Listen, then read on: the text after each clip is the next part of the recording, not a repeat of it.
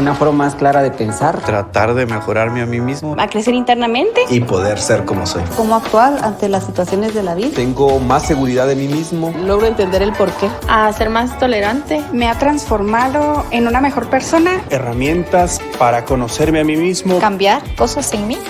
Me ha vuelto una persona más alegre, más feliz. a conocerme a mí mismo. Fortalecido mi sentido de vida. También me ha servido para ordenar mis ideas. Felicidad. Moverme, juzgarme y sobre todo analizarme a mí. ¿Se puede actuar de una mejor manera? He aprendido a ver el lado bueno de la vida. Empiezas a ver la vida de una forma diferente. La filosofía me cambió la vida.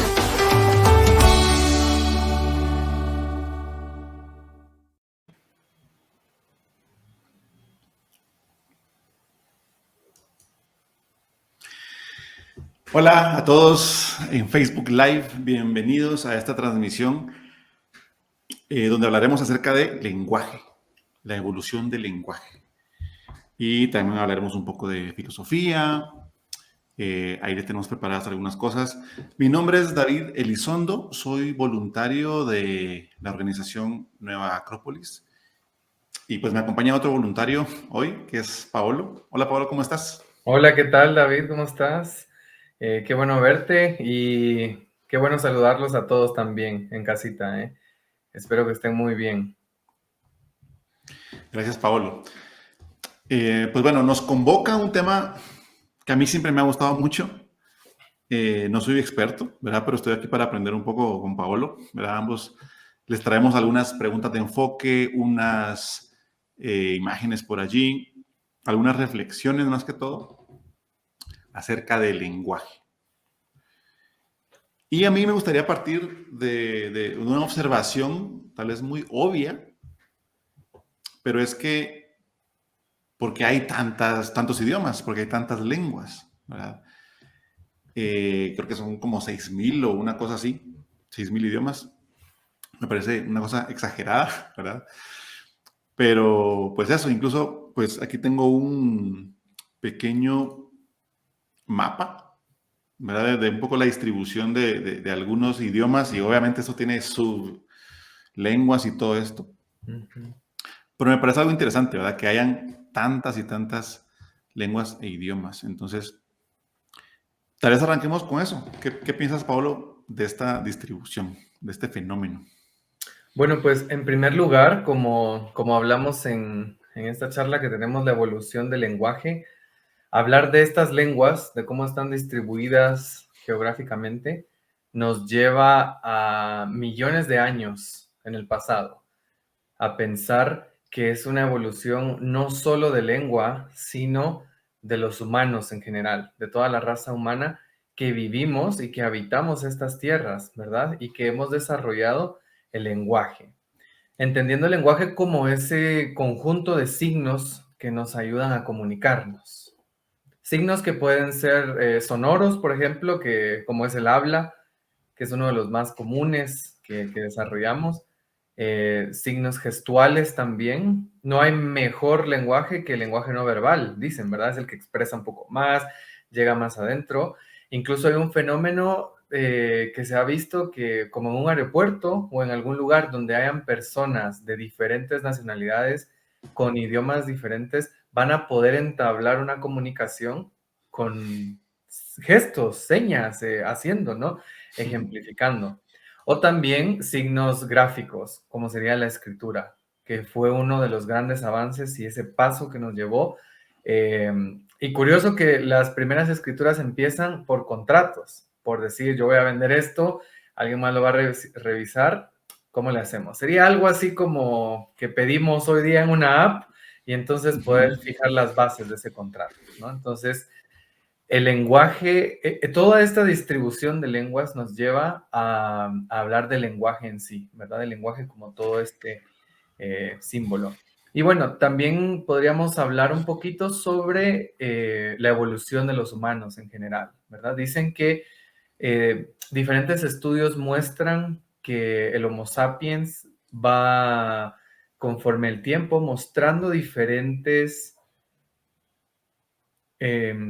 evoluciones en su cuerpo, en la parte de la laringe, la lengua, cómo poder articular, cómo poder masticar para tragar y al mismo tiempo respirar. Entonces se ha ido desarrollando esta parte, ¿verdad?, del Homo sapiens. También dicen que el Neandertal lo tenía un poco menos desarrollado. Algunas teorías dicen que esta podría ser la causa de su extinción. Algunos las contradicen. Pero muchos están de acuerdo en que la necesidad del lenguaje fue la comunicación, comunicarse con otros, ¿verdad? Así como cuando uno viene y toma la mano y de repente yo podría empezar a decir, a ver, ¿por qué no todos vemos nuestra mano? Miremosla, cuántas líneas tiene, y todos lo empezamos a hacer al mismo tiempo. ¿Por qué? ¿Por qué se hace? Porque nos comunicamos. La ventaja del lenguaje en nuestra especie es que podemos pasar una idea a alguien más. Y ese alguien más la puede pasar a alguien más. Y así vamos pasando las ideas a través del lenguaje, a través de la comunicación, ¿verdad? Esto es interesante, en primer lugar, y es una de nuestras grandes virtudes. Y el problema es que esta herramienta a veces se usa para otros fines, ¿verdad? Otros tipos de intereses, pero tiene esta peculiaridad que se puede ir transmitiendo esa misma idea, ¿no? Entonces dicen que los primeros humanos empiezan a desarrollar el lenguaje porque necesitan comunicarse, necesitan empezar a organizar los grupos para la caza, para poder cuidar a los más pequeños, para poder venir y enfrentar problemas y fenómenos del clima. Entonces necesitan organizarse, necesitan decir, bueno, creo que hay que movernos o hay que hacernos de otra forma, con más herramientas, con más utensilios que nos ayuden a mejorar nuestro estilo de vida. Y eso es lo que va generando el lenguaje, esa propia evolución que vamos nosotros. Y miremos hasta ahora que no para. Y otros también dicen, otra teoría, que el lenguaje no evoluciona solamente por contexto social, sino por necesidad cognitiva. El cerebro, como empieza a desarrollarse también y empieza a tener todas estas ideas, va entonces a necesitar un sistema de signos, como lo decíamos, para darle orden a esas ideas, ¿verdad? Empezar a ordenar lo que piensa, lo que cree, lo que percibe, todos estos fenómenos psicológicos que tiene, para poder mejorar su capacidad de razonamiento, de conexión con el pensamiento, y entonces también la misma idea de comunicación, ¿verdad? Esto se ha visto, por ejemplo, en algún arte antiguo, en algunas cavernas, donde se empieza a ver ya una organización social y hasta cierto punto ciencia, porque se descubre la naturaleza, se descubre el mundo donde nosotros estamos y empezamos a ver estas leyes, ¿no? Y entonces también lanza la teoría de que venimos todos de una protolengua, es decir, que había una sola lengua y de ahí entonces empiezan todas con las migraciones, que es un fenómeno antiguo, no solamente de nuestro siglo, empieza a cambiar, los grupos empiezan a moverse de territorio en territorio y entonces van cambiando ciertos sonidos. ¿Por qué los sonidos? Hay muchas teorías, unos dicen que repetimos, que es un fenómeno onomatopeico, que oímos sonidos en la naturaleza y entonces queremos repetirlo y combinados con otros sonidos empezamos a darle un significado a esto. Esto es interesante también de la raza humana porque nosotros no necesitamos tener ahorita un árbol aquí presente y señalarlo para poder traer todos a la mente la idea del árbol. Podemos decir solamente con nuestras palabras árbol y todos vamos a entender. Seguramente cada quien va a figurarse un árbol diferente, va a imaginar algo, pero tenemos como esta idea básica, ¿verdad? No hay necesidad de mostrarla para poder traerla al tema y entender y poder hablar un poquito más de esto, ¿no? Entonces, así como veníamos todos de una protolengua, yo creo que uno de los retos hoy día es pensar si podemos volver a esa protolengua. Y en esto me refiero a que todos hablemos un mismo idioma, ¿verdad? No en cuestión de forma, sino en cuestión de entenderse. O por lo menos plantearse que no hay necesidad de hablar el mismo idioma para poder tener una comunicación efectiva, ¿verdad? Hay algo más profundo dentro del idioma, ¿no? Que al final se va a ir cambiando y que lo vamos a ver cuando las lenguas están en contacto, generan palabras nuevas, generan expresiones nuevas, van a combinar sonidos. Es un fenómeno que a mí en lo personal me parece muy interesante porque una lengua que no cambia es porque no está siendo usada. Entonces creo que tampoco tiene muchos resultados hacia todo el grupo que quiere buscar más conceptos y profundizar más. Pero esta no ha sido una pregunta solo de nosotros, aquí en una charla, ¿verdad? No es una pregunta que se genere ahorita y decimos, bueno, ¿y por qué tantas lenguas en el mundo? Muchas civilizaciones se han hecho la misma pregunta, ¿no? Y para ello hay varias civilizaciones que han podido presentar algunos mitos, algunos símbolos también, y parte de la cultura del fenómeno del lenguaje en general, ¿verdad? Sí, totalmente. Y de hecho, ahí tenía algo yo que agregar, porque sí, hablando de esto de que si alguna vez hubo una protolengua, ¿verdad? Cómo era y por qué surgió, etcétera. Y pues, como dices, muchos se han hecho estas preguntas antes. Y de hecho, pues hay un mito egipcio que nos habla acerca de Tot. Que aquí le tengo una imagen, ¿verdad? Tot es el dios de la sabiduría que se asocia también a la creación del lenguaje. Se dice que antes que existiera los jeroglíficos que conocemos en Egipto, tan famosos, la humanidad podía leer en la naturaleza. O sea, podía entender directamente de primera mano, digamos, la esencia del significado de las cosas. No necesitaba, digamos, ni siquiera una protolengua. Esa era la protolengua. Pero dice que fue perdiendo la humanidad paulatinamente este poder de leer directamente en la naturaleza. Y como ya no podían entender, pues vino Tot y creó la escritura, que eran los jeroglíficos. ¿Verdad? Era lo más cercano a eso que habíamos perdido, ¿verdad? De tener un símbolo que guardaba una esencia fundamental. Y pues así surgieron los jeroglíficos que conocemos ahora y que de hecho pues también fueron cada vez también plasmándose más o concretizándose más, detallándose más. Por ejemplo, cuando ya tuvieron que escribirlos en documentos, tendieron a simplificarlos todavía más. O sea, digamos, ya no eran tan elaborados los jeroglíficos, sino que eran más simples, más fáciles de escribir y también les fueron creando otras formas para adaptarlos o para unirlos. Y es lo que conocemos como el demótico, ¿verdad? Entonces dice que así surgió el lenguaje demótico y el jeroglífico se fue como quedando solo para cosas más sagradas, hieráticas, simbólicas, ¿verdad? Ocultas y misteriosas, ¿verdad? Y eventualmente, pues, así siguió evolucionando y incluso, pues, la iglesia copta intentó usar estos jeroglíficos, pero ya no pudo. Entonces, o sea, ya no se podía expresar tan fácil en esto, como que se fue perdiendo, pues, esta capacidad. Entonces, es un mito muy interesante acerca de que el lenguaje en sí, según esto, es una, digamos, degeneración, por así decirlo, del entendimiento directo de la naturaleza. No es que sea malo, pero digamos que nos vamos alejando cada vez más del significado original de las cosas. Entonces, solo ahí me parece súper interesante eso. Claro, claro. Y bueno, ¿cómo olvidar este otro mito de la Torre de Babel, ¿verdad? Que tanto conocemos, donde se decía que la humanidad estaba construyendo una torre, que por cierto en Babilonia y Mesopotamia se les llamaba zigurats, ¿verdad? Que son estas torres altas, altas, altas, con esta forma que vemos aquí en la pantalla.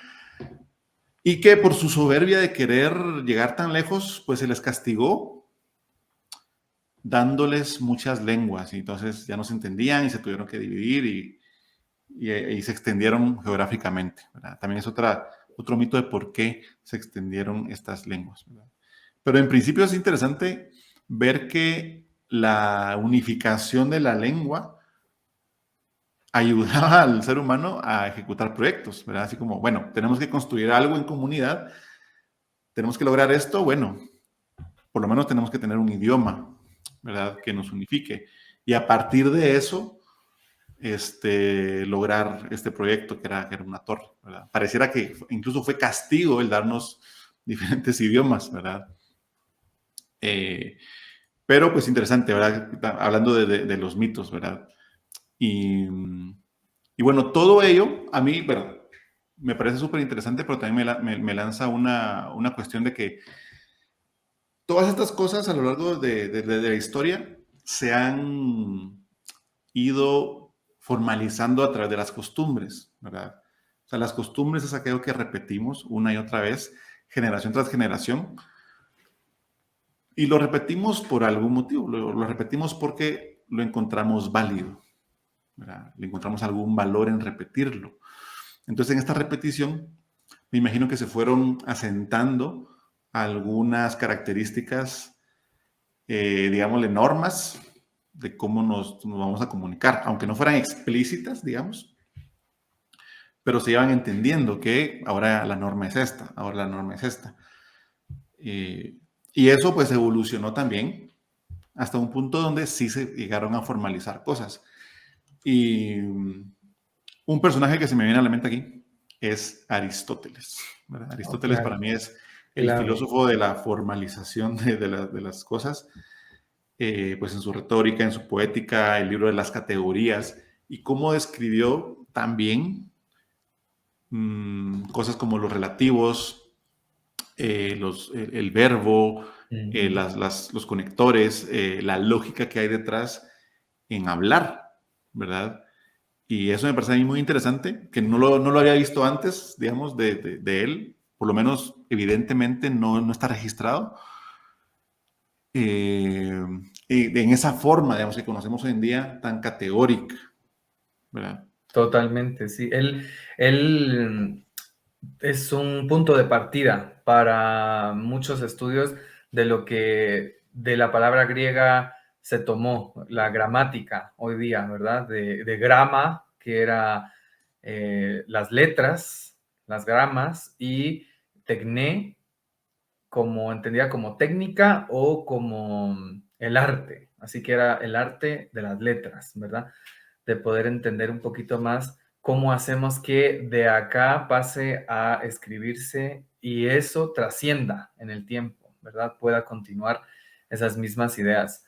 Yo creo que en primer lugar es tener en claro que la gramática es un fenómeno consuetudinario por las costumbres, porque la gran pregunta hoy día es ¿quién dice qué es correcto decir, ¿no?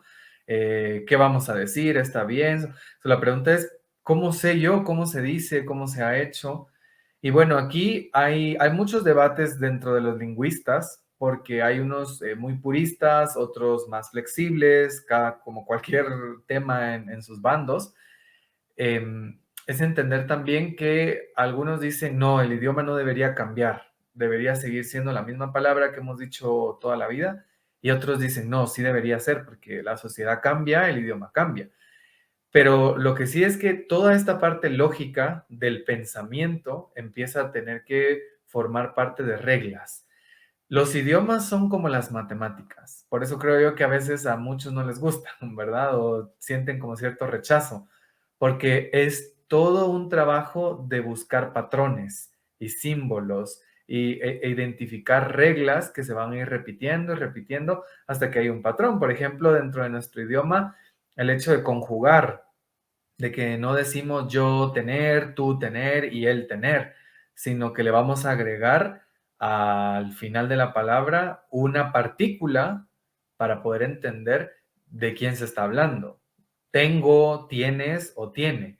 que sería aquí la conjugación, lo tienen varios idiomas romances, ¿verdad? Que vienen del latín normalmente. Son lenguas flexivas porque van a ir, como las flexiones, ¿no? Van a ir cambiando ciertas partículas, mientras que otras son lenguas aislantes, solo necesitan decir una palabra y poner otra que ya le va a cambiar este significado, ¿verdad? Porque es un concepto más general al final. La gramática es todo esto y Aristóteles es clave porque gracias a él empieza a existir todo el tema de la categoría gramatical, que es dividir a todas las palabras en su función en las frases.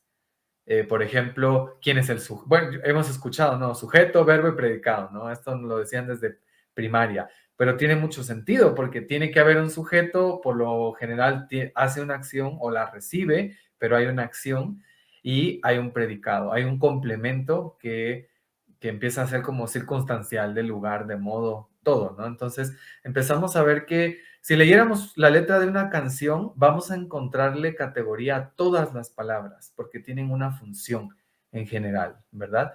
Pero esta gramática empieza a desarrollarse colectiva. En el momento en que el colectivo la cambie, van a cambiar las reglas también, ¿verdad? Porque el idioma es parte del grupo de quien los habla, ¿no? Es una herramienta. El idioma siempre hago yo la metáfora de que es como la ropa, ¿no? Todos la usamos todos los días y la tenemos y la llevamos con nosotros juntos y van a ir cambiando y las palabras van cambiando, ¿no? También hay que saber con qué intención se hace, si es un fenómeno un poco más natural o no dentro del grupo, va a funcionar para todos, para otros no, pero mientras el grupo se entienda, esto le va a pasar a cualquier lenguaje y a cualquier idioma, ¿verdad? Pero las bases nos la da la gramática que trabaja por observación, ir viendo cómo el grupo está reaccionando con este idioma. Y yo creo que eso es interesante porque a través del tiempo las reglas van cambiando, porque la sociedad cambia, porque las herramientas se tienen que ir adaptando. Por ejemplo, hablando del español, en el pasado existían otras tildes para escribirlo. Existían letras que existen como en el francés, que ahora ya se quitaron. Algunas letras no existían, por ejemplo, la J en ese momento todavía no se usaba y por eso se usaba la X y por eso todavía algunas palabras como México se siguen pronunciando así, con un sonido de J porque en ese momento no estaba. Todo va cambiando, todo va cambiando. Y en el paso del tiempo, muchas palabras van cambiando de sentido también. Hay palabras que se van a ir adaptando, otras se van reciclando, porque se decían antes, se dejaron de usar y ahora se vuelven a usar. Pero es un hecho que cambian, porque la sociedad en general va cambiando, porque la lengua es el código principal para la comunidad social. Eso está claro, porque al final el niño, cuando aprende desde que está niño, va reconociendo situaciones en donde usar estas herramientas, ¿verdad? Entonces, por eso es que va pasando conforme al tiempo. Yo creo que la pregunta sería también ya un poco más profunda, ¿qué pasa cuando la sociedad cambia? A veces muy radicalmente. En el ámbito estructural, de gobierno, de valores importantes para la sociedad. ¿Esto tiene influencia en el lenguaje? ¿Tiene influencia en el idioma? ¿Las palabras se van a adaptar o los cambios están separados, ¿no? Wow. Sí, creo que... Bueno, parece que interesante eso, todas esas cosas que dijiste, ¿verdad? Cómo evolucionan esos detallitos, pero eventualmente, ¡boom!, ¿verdad? Es un gran cambio, ¿verdad? Y sí, eso último, acerca de los cambios sociales y los cambios en el lenguaje, ¿verdad? ¿Qué permea a qué, verdad? Me recuerdo que en el curso de filosofía aquí en Acrópolis, uno de los primeros temas es hablar de ética y de moral, que básicamente significaban la misma cosa, ¿verdad? Pero, o sea, en sus inicios, que son costumbres, pero hoy en día lo percibimos diferente porque lo que percibimos de esas palabras también está influenciado por cómo percibimos esas culturas, ¿verdad? Sabemos que ética, pues, viene del griego, de ethos, y moral viene del latín, mores, ¿verdad? Y solo con esa diferencia ya empieza a cambiar nuestra percepción del significado de esas palabras. Y otra cosa es, o sea, toda la percepción cultural, todas las costumbres van cambiando, ¿verdad? Ya sea porque somos más morales, menos morales, porque vamos teniendo experiencias diferentes, ¿verdad? Cuando la experiencia cambia, pienso yo, también cambia el símbolo de esa experiencia.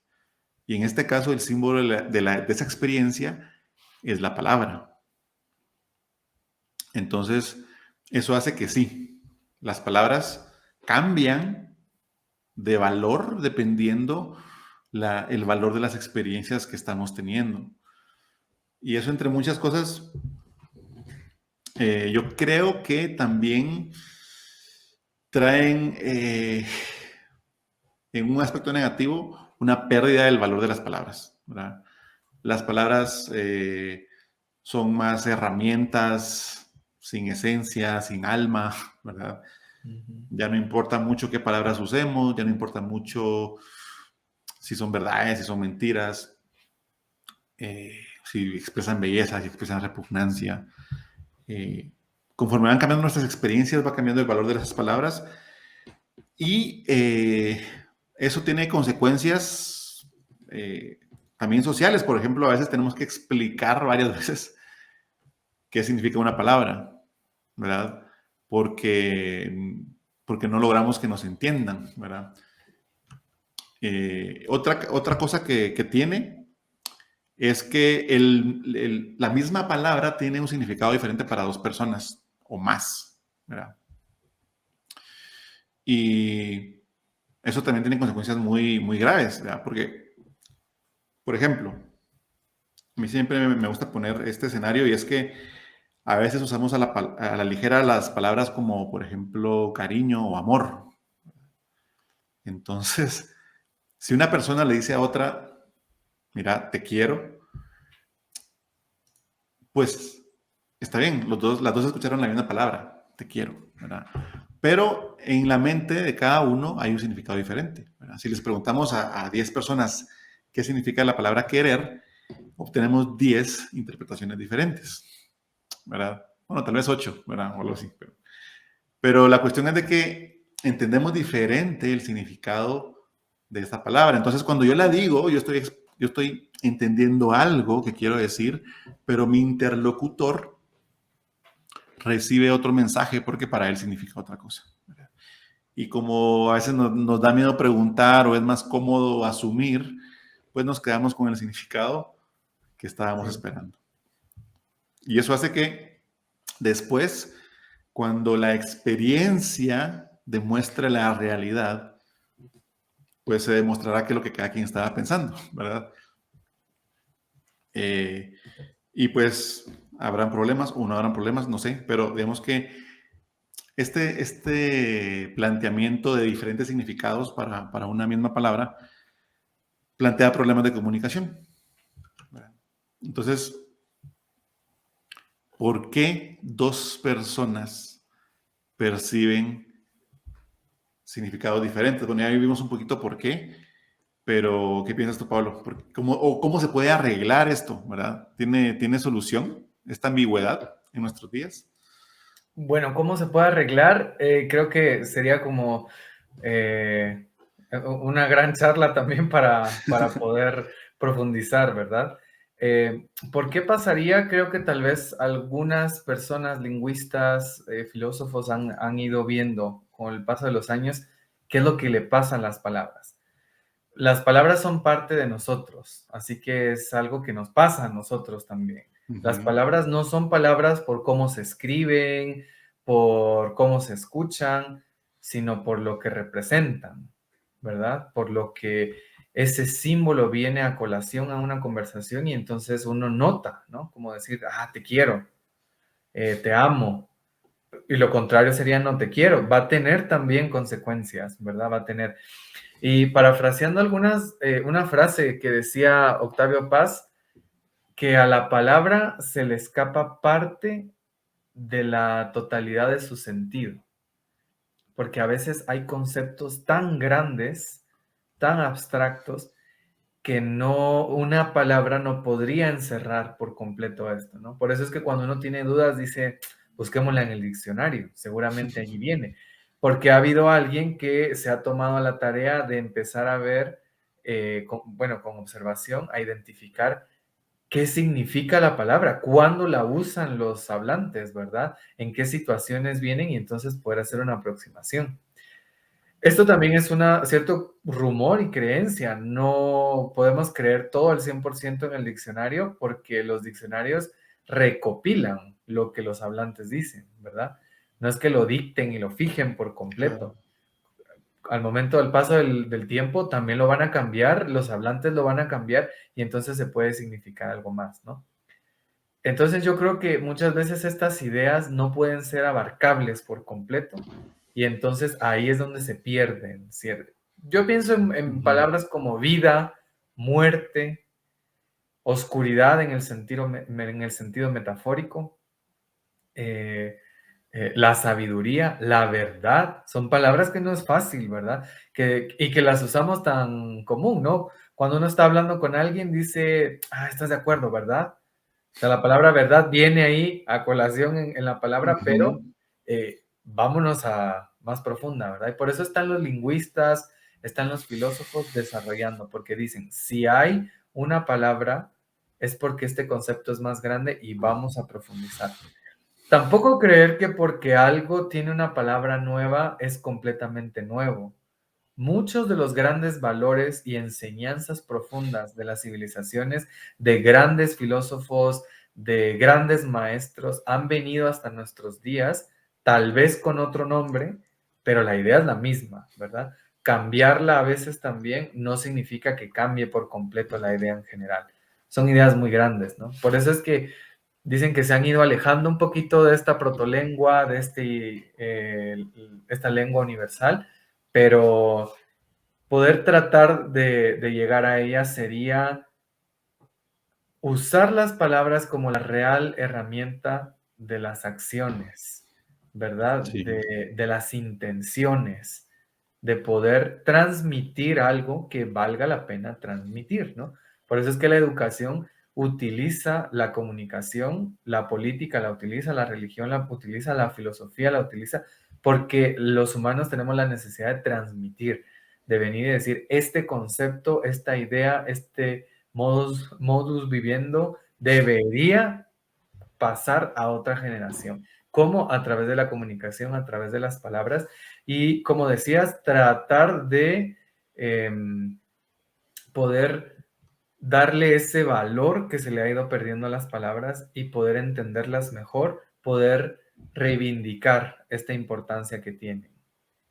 El rescate de las palabras en general, ¿verdad?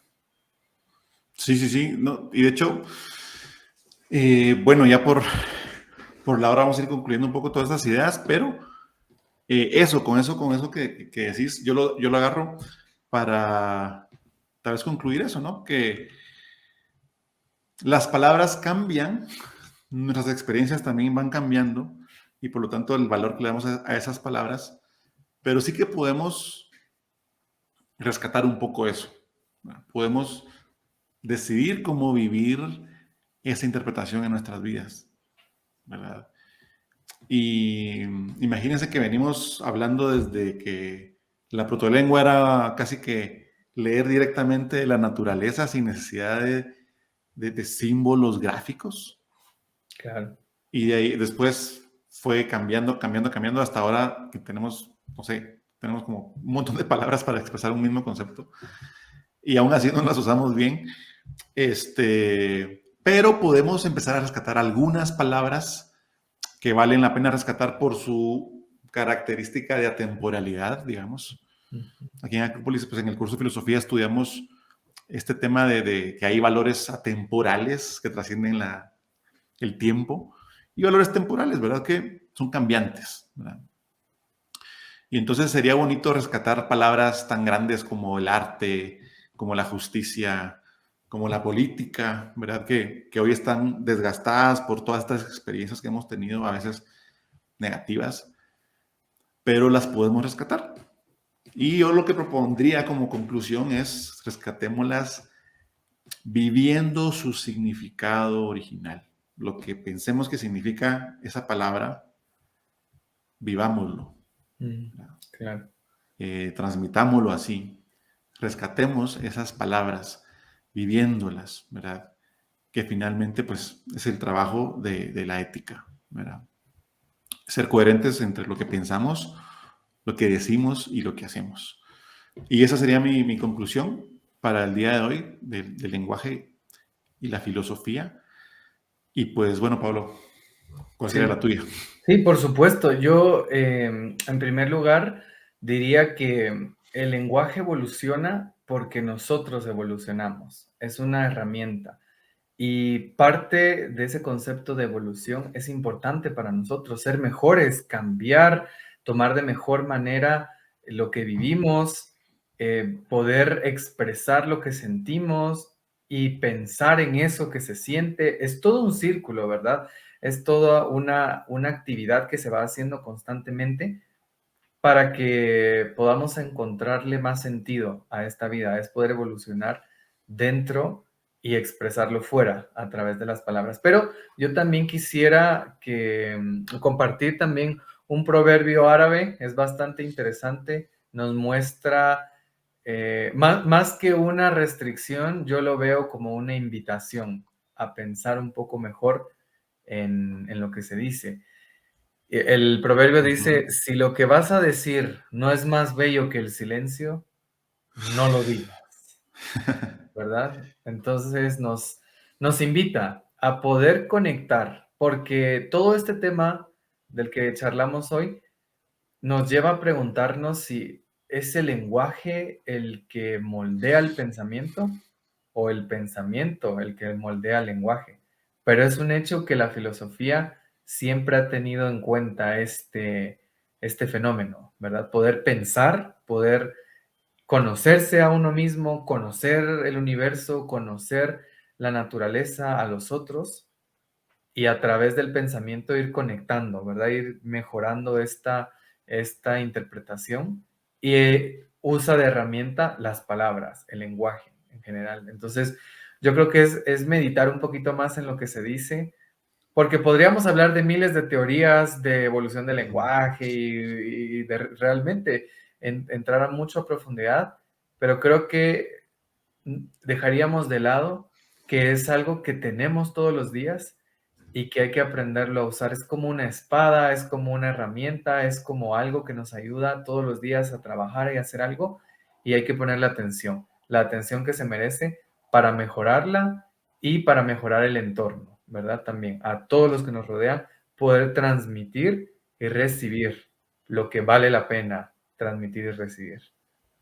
Así que ha sido muy interesante. Podríamos seguir aquí pues mucho tiempo, pero yo creo que también, como nos dice el dicho, no hay que saber priorizar en lo que se dice, ¿no? Así que muy interesante el tema. Muchas gracias, David, por este tiempo para poder compartir, para poder conocer un poco más el porqué del lenguaje. Gracias a ti, Pablo.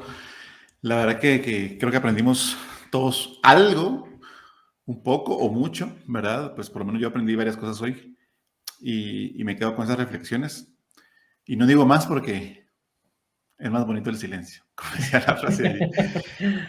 Pues bueno, y gracias a todos los que nos están escuchando y viendo en Facebook Live. Por ahí vamos a ir contestando las preguntas que nos dejaron y pues estén atentos a otros eventos, otras charlas, a nuestros cursos, a nuestras actividades de voluntariado, de cultura, de filosofía. Así que pues sin más, nos despedimos y nos vemos hasta la próxima. Adiós. Adiós, hasta la próxima.